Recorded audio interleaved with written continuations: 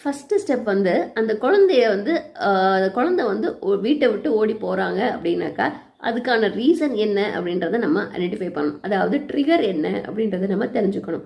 ஒருவேளை அந்த குழந்தை வந்து ரொம்ப டிஃபிகல்ட்டான டாஸ்க்கு நீங்கள் ஏதாவது கொடுக்குறப்போ அது பண்ணுறதுக்கு இஷ்டம் இல்லாமல் அது பண்ண முடியாமல் ஓவர்வெல்மிங் ஆகி அந்த குழந்தை வீட்டை விட்டு வெளியில் எஸ்கேப் ஆகி போகலாம். இன்னொன்று வந்து அந்த குழந்தைக்கு வந்து பிரேக் வேணும் அப்படின்றது கேட்க தெரியாமல் இருக்கலாம். என்னை விடுங்க, எனக்கு பிடிக்கல, எனக்கு வேணாம் அப்படின்னு சொல்ல தெரியல. ஸோ அப்போ வந்து கதவை திறந்துருந்தா டக்குன்னு வெளியில் ஓடி போயிடுறது, அது ஒன்று பண்ணலாம். இன்னொன்று, வீட்டை விட வெளியில் இருக்கிற ஸ்டிமுலேஷன், வெளியில் இருக்கிற என்விரான்மெண்ட் வந்து அந்த குழந்தைக்கு ரொம்ப ப்ளீஸிங்காக இருக்கலாம். வீட்டில் வந்து ரொம்ப ஸ்ட்ரெஸ்ஃபுல்லாக இருக்கலாம். வெளியில் போனால் அந்த குழந்தை கொஞ்சம் ப்ளசண்ட்டாக ஃபீல் பண்ணலாம். அதுக்காக கூட அந்த குழந்தைங்க ஓடி போகலாம். இன்னொன்று, அந்த சென்சரி ஸ்டிமுலேஷன் அந்த குழந்தைக்கு வெளியில் உள்ளது வேணுன்றதுக்காக அந்த குழந்தை வீட்டில் இருந்து எஸ்கேப் ஆகி வெளியில் போய் கொஞ்ச நேரம் அவங்களே ரிலாக்ஸ் பண்ணிக்கிறதுக்கு கூட ஓடி போகலாம்.